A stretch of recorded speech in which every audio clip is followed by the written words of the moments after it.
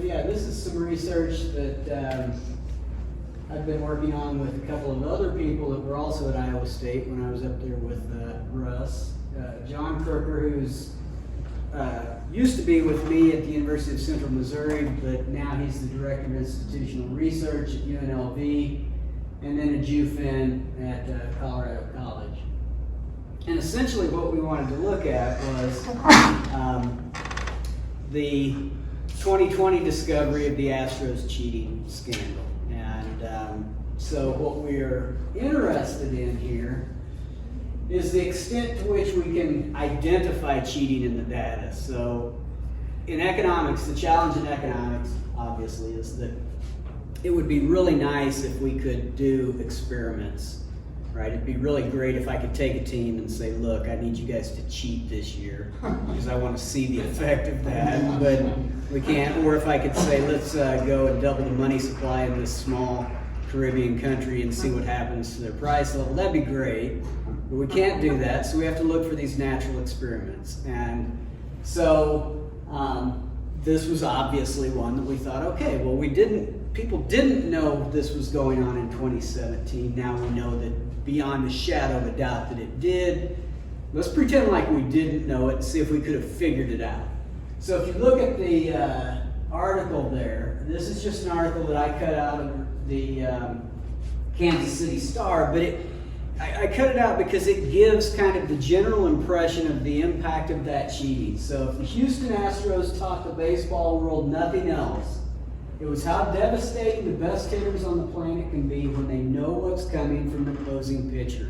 So the story that's developed here, and that will continue to develop, is that if you know the pitch, you win the World Series, right? I mean, search for it online, you'll find tons of videos, you'll find articles, but the basic story here is that this led to the Astros winning the World Series, and so it's tainted. I mean, I would hate to be an Astros fan because they're going to have to put up with this for the rest of their life.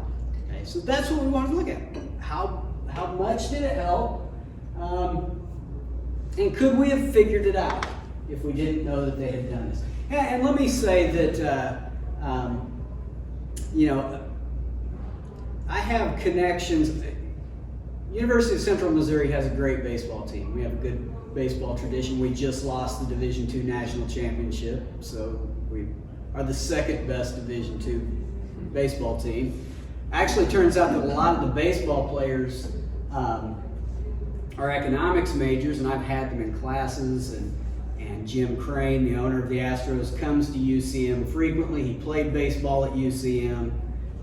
He donated the money for our field.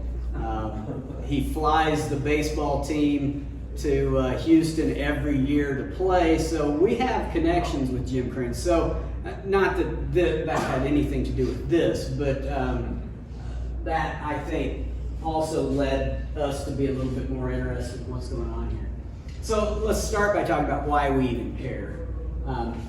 There's a whole literature within the field of sports economics on, first off, why players cheat, what are the incentives to cheat, and there's several things that go into that. But why do we care if they cheat? Probably for all of us here, I'm sure that one of the most important things would be that we need to protect the integrity of the game. But the reason we probably need to protect the integrity of the game from Major League Baseball's standpoint is that if we don't, it's probably going to lead to diminished fan interest. And that's a problem, right? If we're looking for funding that's oftentimes going to come from the public for stadiums or facilities, then if fans believe that it's just all a big sham because teams are cheating, then probably the amount of dollars that we can extract from fans is going to go down. So that's going to be important. But a couple of other things that are going to be important. Teams may be liable for gambling losses. There have been lawsuits filed against the Houston Astros for this. Now, most of them have not gone forward, but if cheating has been proven, then teams can be liable for that. And that's true not just in baseball, but in all sports. And so Teams have to be careful about that. Teams also may be liable to players whose careers were impacted.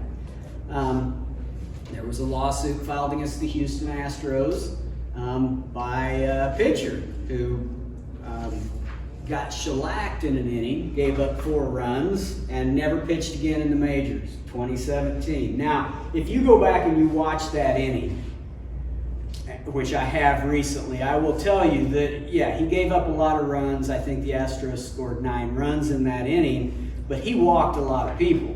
And so I would argue that I'm not so sure this was all just sign stealing on the Astros' part, because you put 5 people on base and then they hit him in. So his case, I believe, did not go. I think a judge either was going to dismiss it or he dropped out, but it didn't go forward.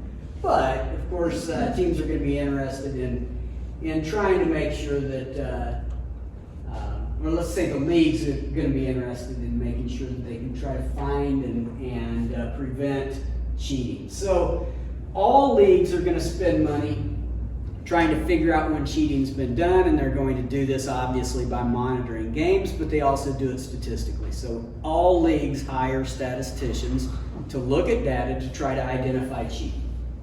Okay? And clearly they want to try to prevent it. It's better to prevent it than it is to find it and punish it. So let's talk about what the Astros did. So if you read the commissioner's report on what happened, basically it kind of evolved. So first off, they were using a live feed from center field, and they had Astros people out in center field in an office watching the live feed. Now it's legal for them to watch the live feed. That's not against the rules because they can use that for player development. Problem was, what was happening was they were using a computer program to decode signs. Okay, so once they get the signs decoded, then they would text that information to the dugout or email it, and then that would be relayed to players, and then once a player got on second, they would give signs to the batter. Okay?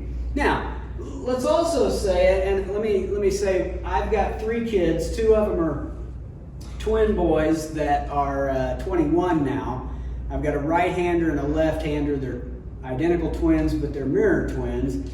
They both had beautiful baseball swings. That is all they ever did with their life, is play baseball through high school. Fantastic baseball players. I have been to so many baseball games. I've spent so much money on baseball, it's not even funny. But I can tell you that my boys will be the first to tell you, if you aren't cheating, you're not playing hard enough. So, and I will also say that my job as a parent was to sit in the stands, decode the other team's signs, and then relay that to my boys at the plate. So as soon as I figured out the signs, then my boys are Bobby and Tommy, or Robert and Thomas. If I said Robert, that's a fastball. If I said their number, let's go 4, then that means it's an off-speed pitch. And we did that for years.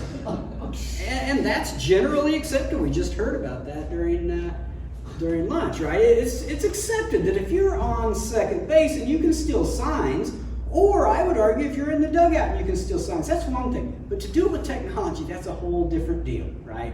So to do it in real time with a camera, well, okay, that started to rile people. So the second iteration of this cheating scandal ended up with the feed being moved. They decided, you know what, this texting back and forth, this is cumbersome. Let's just have the feed sent right to the dugout. So they mounted a monitor just outside the dugout. They got a trash can and a bat, and they decided to hit a trash can. Now, I'm telling you, if we were all sitting in here and we're Astros players, and one of you guys said, look, I got a plan, and as soon as we know what the pitch is going to be, I'm going to bang a trash can if it's an off-speed pitch. I'm going to say, look, I think that's a bad idea. Because if the batter can hear the trash can, everybody can hear the trash can. And I'm guessing it's going to get figured out. And there's a great video of Danny Farquhar figured it out. If you haven't seen that, you need to watch this video, because he's pitching, he's hearing the bangs, he figures it out, pulls the catcher up, they change up the signs, and he strikes the guy out. So Yeah, they actually, before the trash can, they experimented with whistling and yelling, but sometimes things get loud and the trash can ended up being their kind of go-to plan. There's some people argue that they wore devices that buzz. We're not sure if they did or not. So it was the trash can. You bang the trash can if it's an off-speed pitch. No bang is a signal also, right? No bang means it's a fastball. Okay, so why is detection a challenge? So what we want to do is we want to figure out, can we, now that we know where the bangs are, we can listen to that, we know when they're cheating, we know that they're probably cheating at home when they've got their setup, but probably not on the road. Let's look and see what their performance looked like when they were at home versus on the road, or games when they weren't cheating at home. They didn't always do it, and see what effect it has. We can test this statistically. So why is it a challenge? Well, there's a whole literature in the sports economics area on the hot hand, existence of the hot hand. And if you've watched sports, you know that you can't watch a single broadcast without some knucklehead announcer saying something like somebody's got the hot hand, right? Well, okay, so just because somebody makes 3 shots in a row doesn't mean they've got the hot hand. If we think about your performance statistically, we can think about your performance as being governed by a distribution. Right? You're not a robot that performs the same way every day. There are going to be some days when you get a good draw and maybe things come together. And there are going to be some days when you're just not feeling right and you get a bad draw. And what the hot hand would be is, do we get a draw that's not consistent with this distribution? Because if I take a coin and flip it, I'm not going to get a head, tail, head, tail, head, tail. If I take a coin and flip it, I'm going to see runs of maybe 6 heads in a row. Well, that doesn't mean I've got a hot hand in flipping heads, right? That simply means that's a rare event, but it's still consistent with normal probability. Well, so people have a tendency to see strings that are together and interpret that as being more rare than it actually is. And so this whole hot hand literature is, does the hot hand exist and can we identify it? We've tried to get papers published in the hot hand area for years, and I can tell you that's really tough. There's also the issue of statistical significance. So when we see it, we've got to be able to say that, okay, well that's statistically significant, right? We just can't see that it looks like things changed. We've got to see if it changed enough. And then we've got problems with the data. So we've got this banging data, and I'll show you kind of how that works in a second. But we're not 100% sure that we've got great data. So that's going to make it a little bit challenging also. So here's what where the data came from originally. So this is a website. You can go find this website, put together by an Astros fan. Basically what this guy did is listen to recordings he used some stuff to try to identify the banging, but what he did was go through and identify games where banging took place. The height here of the orange bar tells you how much banging was happening. Okay? So these are home games, and you can go to these games and actually listen to the recordings. It's all there. So now what we know is there wasn't much banging going on back here. They're sorting out the plan. Some players wanted to be told about the pitch, some didn't. So we know there's some cheating going on here. Here they amped it up a lot. Somewhere over here is the Danny Farquhar game. Right when Danny Farquhar pulls the catcher up, the story is that the Houston players were ripping the monitor off of the wall and running it back down towards the dugout. They then went from that point on to a portable monitor that they could more easily move around. So we're not sure exactly how much cheating, but they continue to use this system through the playoffs. So that's where our data is coming from. So here's what we were going to do. We thought, man, this is a slam dunk, right? We're going to pull every pitch for every Houston batter for the entire 2017 season. We're going to group them in terms of the at-bats where we're pretty sure that they cheated, as indicated by this, and the at-bats where we think they didn't. And then we're just going to look at whether it was different, right? Did they tend to strike out less? I would argue that if you know the pitch, probably you're going to strike out less, right? Seems reasonable. I would also argue that probably if you know what pitch is coming, you're going to get more hits, right? I mean, that's the story. That's the story that everybody's telling right now. If you know the pitch, you can't be beaten, right? If the Astros taught us anything, it's how damaging a player can be if they know what pitch is coming. Turns out that's a bunch of crap.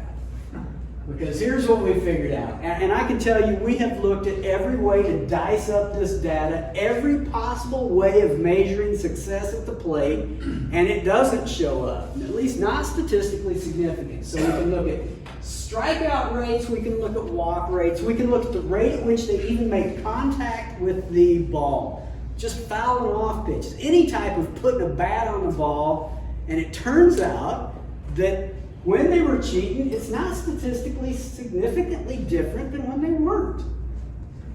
And that was a big shock to us because our plan was to get this paper done as fast as we could because we figured this is like a slam dunk paper, right? As soon as we get this, we just got to beat everybody else. And then all of a sudden it's coming back and we're like, hold it, no, it doesn't appear to make any difference. And we're controlling for pitch type, we're controlling for whether or not there are runners on bags. We're controlling for every possible situation that we could think of, and it just doesn't show up. The only time it showed up was when we changed our approach, and what we did was we took and constructed a model of the player batting average for all league players from 2010 to 2018. All league players with at least 100 at-bats in a season. And what we did was then look at team batting averages, not so much individual batting averages, but team batting averages. And we looked at what teams we could generate a distribution of performance over that time period. And we looked at, in 2017, what teams had aberrant performances that year. Okay, so what teams had a high number of players who just, it appears as if they had a really statistically significant better year than what their normal distribution would indicate, and that's where we see that the 2017 Houston Astros pop out. So I guess we could say that is evidence that kind of what we're looking for. There were a couple of other teams that also popped out when we did this. Anybody want to guess what those other teams might have been? Other teams that turns out were also implicated in similar cheating scandals? Yankees and Boston. Yankees and Boston. 3 teams popped out as being, at least in this version of what was going on. So, I guess for us it was kind of disappointing. We presented this at the Western Economic Association meetings, and our goal there was to try to get some feedback for why we didn't see what we thought we were going to see, at least with the individual stuff. And so there were a few ideas on why we didn't find more. Here's one, and I've talked this over with several baseball players, including my boys. And it's not something I thought about at first. It turns out if you know what's coming at the plate, you're probably going to change your strategy, right?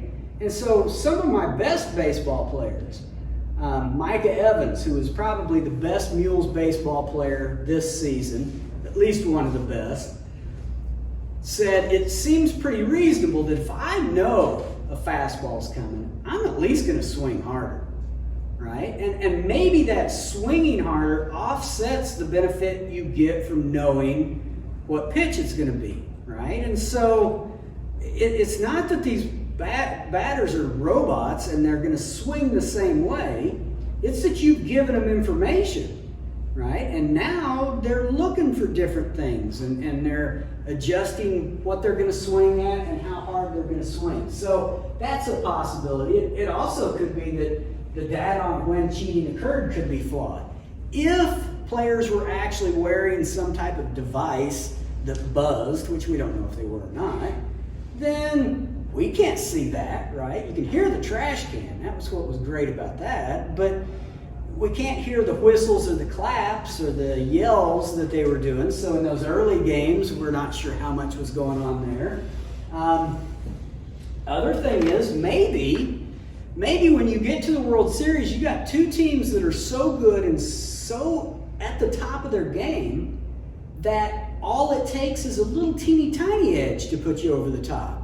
And maybe that little teeny tiny edge is not something that we're going to end up being able to measure or at least find statistical significance for. Could also be that maybe, just because you observe a team that's really good in a particular season, maybe it's not that the Astros popped out in 2017 because they were cheating. Maybe they popped out in 2017 because they were just really, really good, right? So, it could be, I'm saying coaching here, but it could be that maybe they just are really playing well and they're playing well not because they're cheating, but, I don't know. We don't have a really great explanation for why we didn't find more, at least in the individual stuff. So, all I've got.